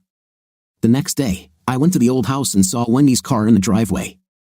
This calmed me down a little because I was sure that they were okay. Usually, when I drove up to the house, the girls ran out to meet me, but not today. When I opened the door, the house seemed empty. I checked all the rooms and found that all their things were gone. Then I noticed a pile of items on the kitchen table with a letter. Dear Jay, I know that I'm acting cowardly, but I could not bring myself to meet you and see the pain in your eyes. I've been dating someone else for the last 8 months, and we fell in love. I hid this from the girls, and when I told them, they got really angry with me. I went to live with him, and we are going to get married. I know this will come as a shock to you. I met him at the college where I study. He is studying business management but soon expects to receive a large sum of money. I know this sounds mercantile, but I have to think about my girl's future first, and you seem content to run a gym and have no plans to expand. I won't tell you his name because I don't want you to look for him. I left you the car since you only have this old truck. I also left all of our phone numbers on the table, so please don't try to contact me. I know you've thought about marrying me, and I appreciate it. I also know that you have feelings for Kim and that she loves you. I kept the rings you bought us so we would look married and I wouldn't feel awkward in public. I will need them until we get married. I can't express how grateful I am for everything you've done for me and the girls over the years, and I'll never forget it. Please take care of yourself and live a happy life. Forever grateful. Wendy. I lowered the letter and sat down, immersed in tears. I lost 2 wonderful women in record time. What a fool I am. I was used and thrown away for financial gain. But thinking about it, I realized that I had avoided a serious problem. If I had married her, she might have left me later for someone richer. I never told her about my true wealth. I put the phones in the kitchen drawer and got to work cleaning out the old house. I emptied the refrigerator and left the door ajar. I also turned off the freezer, turned off the water, put up the storm shutters, and locked the house. I didn't want to be there anymore. The house I loved was now full of bitter memories. When I left, I didn't even look back. The divorce was finalized the following week, and I was free. I threw myself into work, trying to forget Wendy and the girls. I was furious with Wendy, but most of all, I missed the girls. What did that say about me? I kept in touch with my parents and sister and even visited them sometimes. My mother cooked my favorite dishes, and even my father began to welcome me warmly. One day, my mom called and asked me to come to the next Sunday dinner because Frank was going to bring his future wife and wanted to introduce us all to her. I didn't want to go, but my sister said it was time to bury the hatchet, and I agreed. I moved my parents into a managed condominium because their small apartment in a nursing home was no longer meeting their needs. When I arrived, I saw my sister's car parked outside and went inside. We talked while waiting for the big man to arrive, and my mother looked out the window, watching for them. Suddenly, she said that they had just parked and went to meet them. Frank walked into the house as if he owned it, and my dear Wendy was with him. Everyone, this is my future wife, Wendy. When Wendy saw me, she tried to move away from Frank, but he held her tightly. Everyone said hi and shook her hand. When I didn't move, all eyes turned to me. I think you already know Wendy, James said, my brother squeezing her tighter. You see, James, whatever you have, I can take it, so say hello to your future ex-wife. I have your wife, and soon I will have your business, your house, and half your money. He grinned as if he had already won, but Wendy was crying, tears streaming down her face. Mom looked at me and asked what was going on. I explained that Wendy was the woman I had told her about who had left me. Then I started laughing, which completely wiped the grin off Frank's face. When I could stop laughing, I explained, well, Frank, you really live up to your nickname, Frank the Idiot. You are a complete fool. She is not my wife, we were never married. So if you marry her, you will not get anything from me. Frank looked at Wendy. You said you were married. I'm married, but not to James. My husband left me and the girls, and Jay took us in. I didn't even know you knew Jay. Was this all so you could get his money in business? Why? After all, he only makes money from the gym. I decided to twist the knife. In fact, this is not entirely true. I own several gyms and some apartment buildings. My net worth is about $20 million, give or take $1 million. What I didn't mention was that most of these funds were invested in projects, and I could have received maybe $250,000 in cash. The room became quiet, and then my mother said, Frank, what you did was disgusting, and I don't want anything more to do with you or your prostitute. Get out of here. I decided to add a little more. Wendy, when I got back from my trip, I was going to ask you to marry me. So Frank did me a favor. If we had gotten married and divorced, you would have become a rich woman, but you couldn't wait. I'm sure now that you have no monetary value to Frank, he'll drop you like a hot potato. I don't have feelings for you anymore, but I can't leave the girls on the street. So when he leaves you, call me, and you can live in the old house, but you will have to work since my free lunch is over. Frank and Wendy left together. Thank God.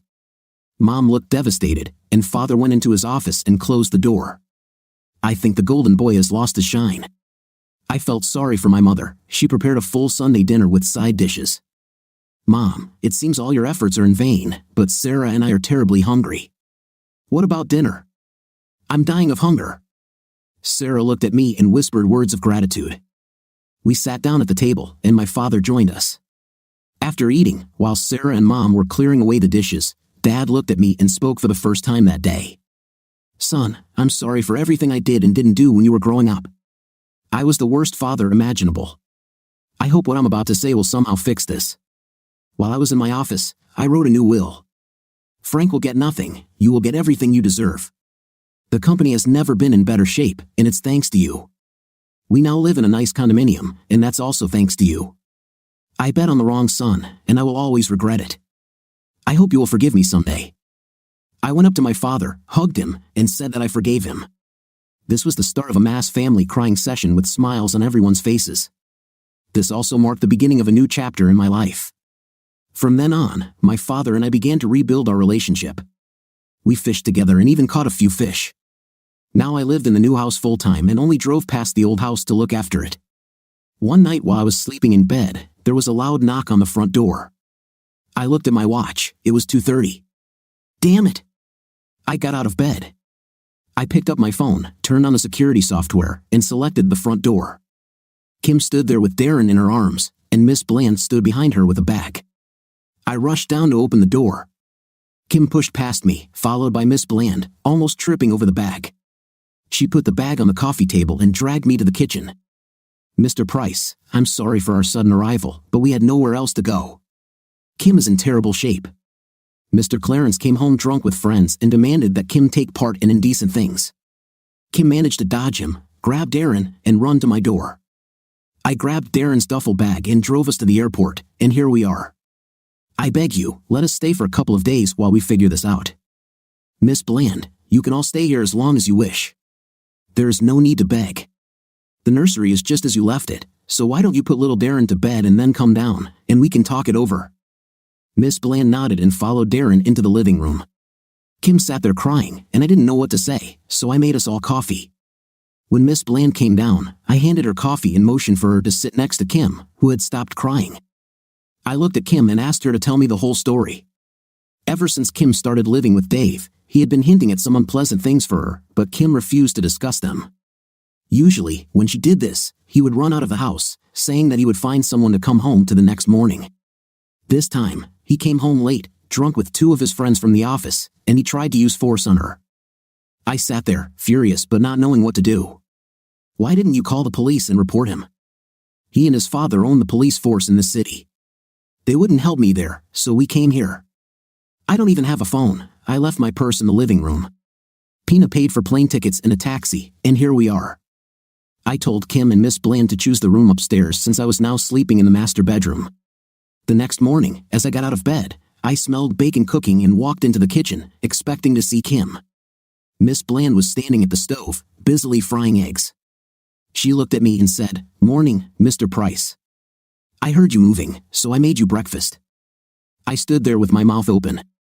I was sure that she never liked me, so why cook me breakfast? Well, sit down and eat while it's still hot. I did as I was told and started eating, not even realizing how hungry I was.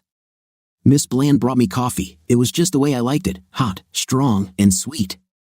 I wondered how she knew this. In case you were wondering how I knew you liked this, Kim told me. When I first met you, I thought you were an opportunist taking advantage of Kim's predicament. As true as this may be, she told me that you were a kind and considerate person who treated her with respect. After last night, I reconsidered my first impression and came to the conclusion that you really care about Kim. If this is the case, then you can count on my support and gratitude. Having said this, she went to get me some supplements. This was the longest conversation I had had with her since we met almost 6 years ago. I finished breakfast and went to my office. I canceled a meeting with the manager of my family business and said I would reschedule.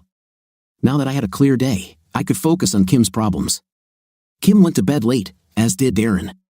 When they showed up, Miss Bland made breakfast for them, and I went back to my office to give them some privacy. When I walked into my office, I left the door open, and when I looked up, Darren was standing there, looking at me. I had no experience with a 5-year-old child, so I didn't know what to do. He came and stood next to me.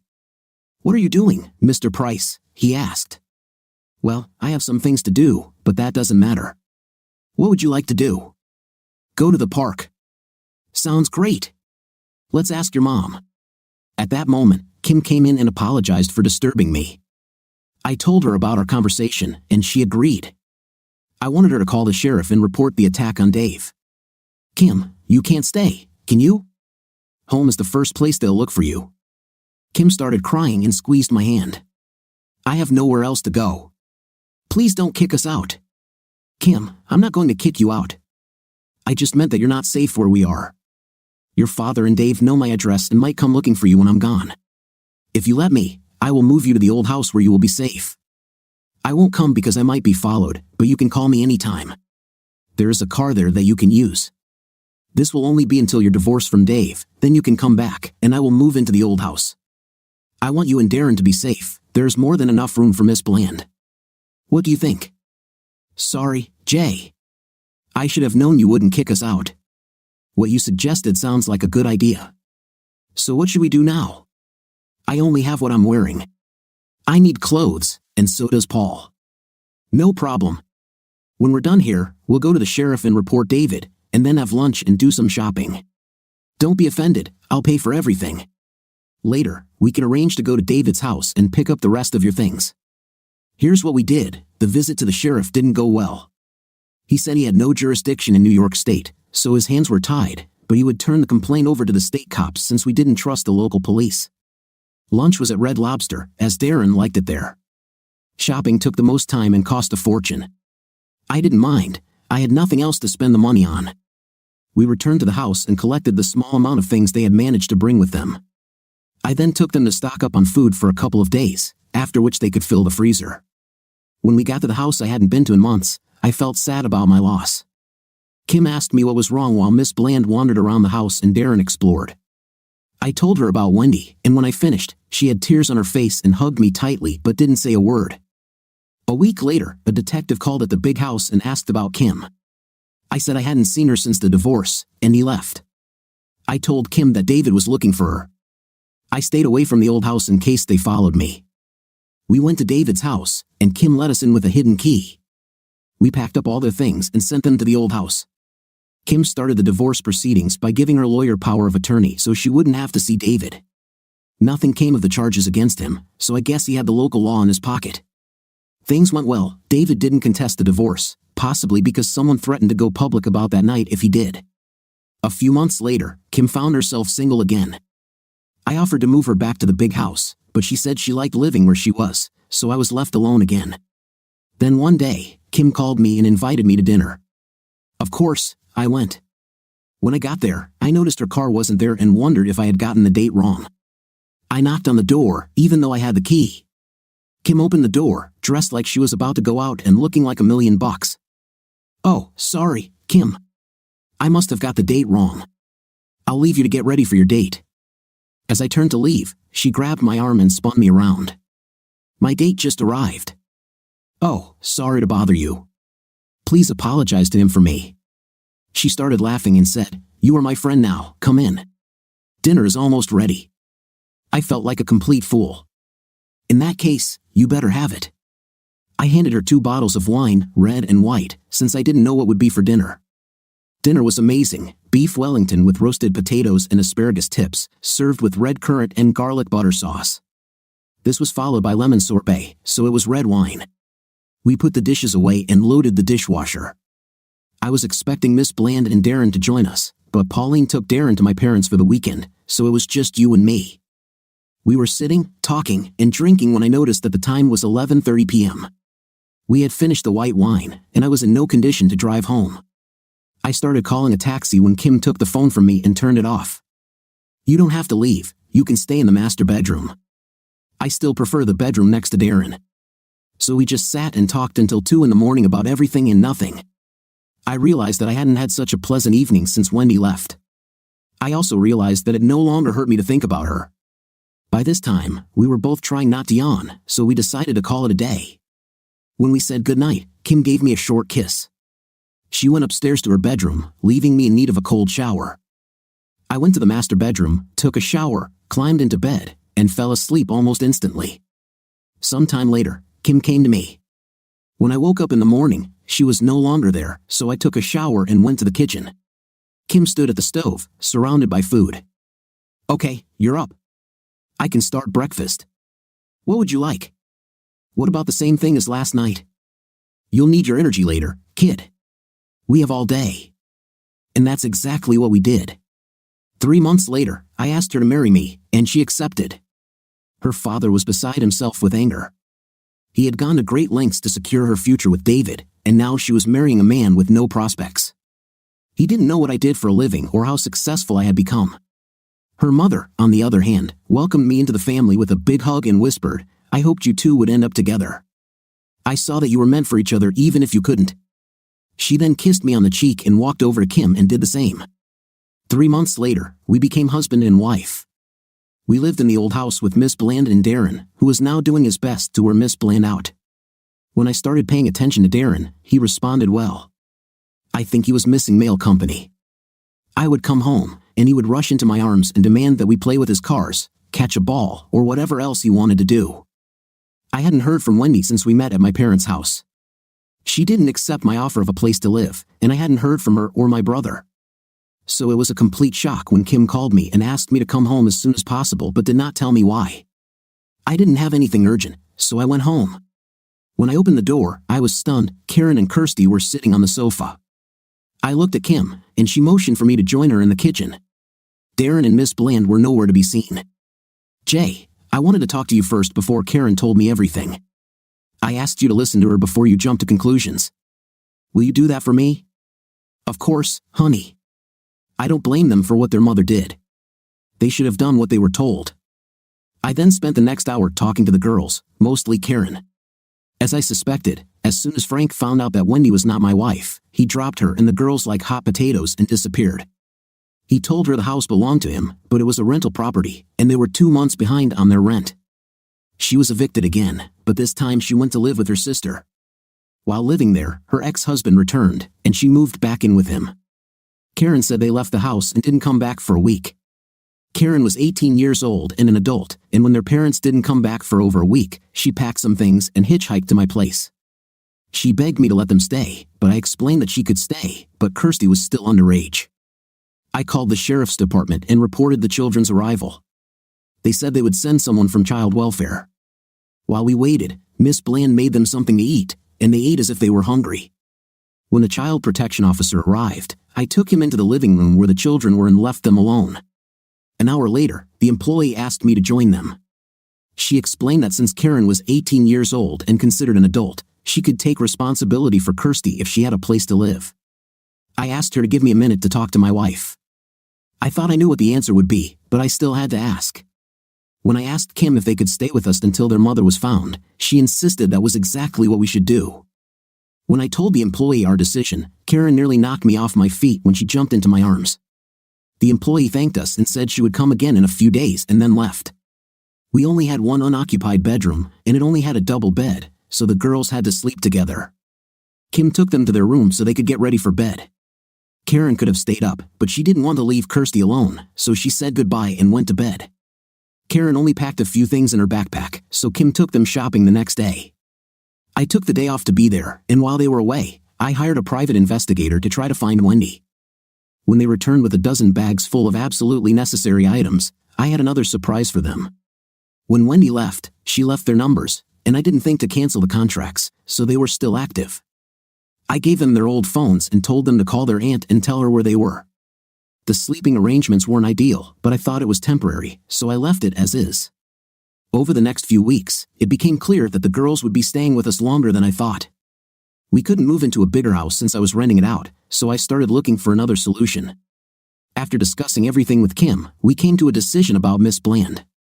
She was no longer needed as a nanny since Darren was now in primary school. We asked Miss Bland to sit down with us to discuss her future. When she sat down across from us at the kitchen table, she looked me straight in the eyes and said, "I have been afraid of this for a long time. Darren doesn't need me anymore, and now you need more sleeping places.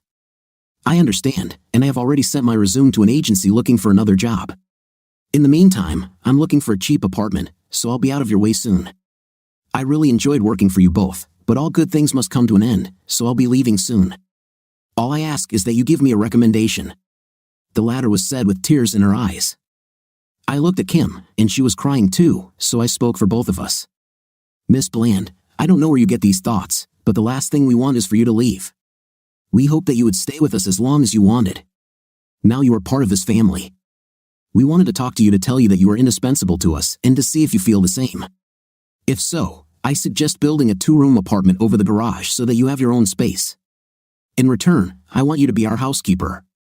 You will be paid the standard rate plus 20%, with the usual benefits such as paid time off and a pension plan. What do you say to this?" Miss Bland burst into tears and said, "God bless you both. You have made me the happiest woman in the world. Thank you very much. I was afraid to part with little Darren. Now I can see him grow up and become a man." Kim hugged her, and I went to get coffee. When I returned, they were still hugging, so I went to my home office to work.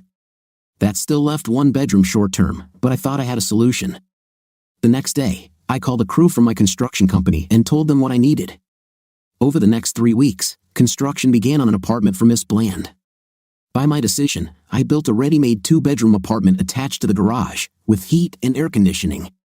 My home office was converted into a bedroom for Karen, and the problem was solved.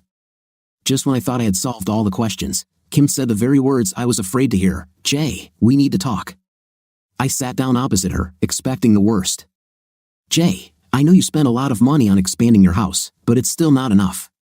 At first, I was relieved that these were not the words that usually precede bad news, but then I wondered, what does not enough mean? I looked at Kim, who was smiling, and raised my eyebrows. "Well, Jay, it's time for your brain to kick in. I'm pregnant." I literally lifted her out of her chair and started twirling her around the room, screaming, "I'm going to be a daddy," over and over again. When I finally let her sit down, I noticed 3 pairs of eyes watching me. Miss Bland, Karen, and Kirsty were all laughing and applauding. They came up and congratulated us, and Miss Bland said, "Looks like my babysitting days aren't over yet." Over the next few weeks, I approached an architect to draw up plans for adding 3 more bedrooms with another bathroom. While I was at it, I asked him to consider the pool. My main concern was that Karen and Kirsty were in limbo. Karen needed to work or continue her studies, and Kirsty needed to go to school. I had nothing to worry about since everything was soon to be decided.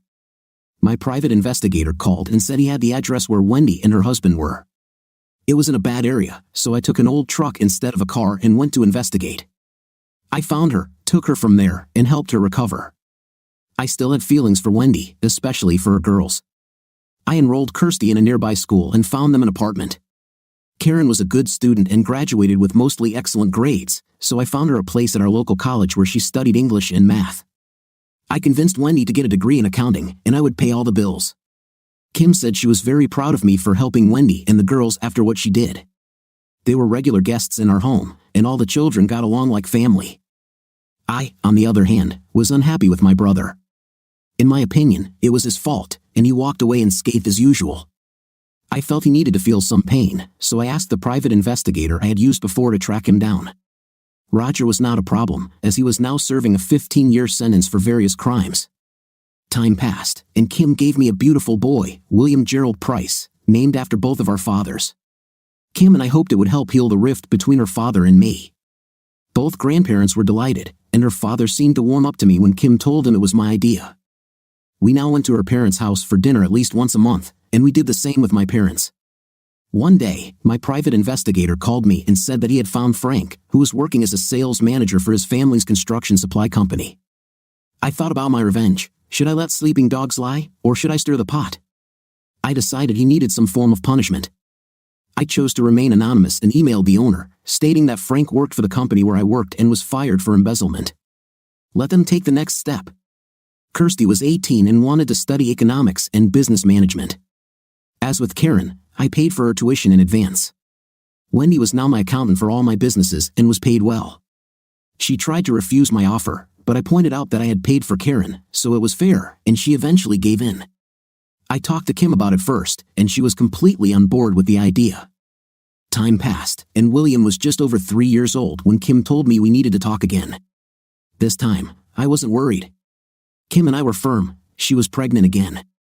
As a result, I have my 3-year-old daughter, Sarah, fast asleep on my lap in honor of my sister. This takes us back to the beginning of my story. Life is beautiful if you care about it and are kind to others. My brother Frank was convicted of embezzlement and received 7 years in prison. Karma is really that kind of thing. What do you think of our story today? In my opinion, this story was terrible from the man's side, because he finds out everything at the last moment when there is nothing to be done. What's your impression? Write in the comments. Until new videos.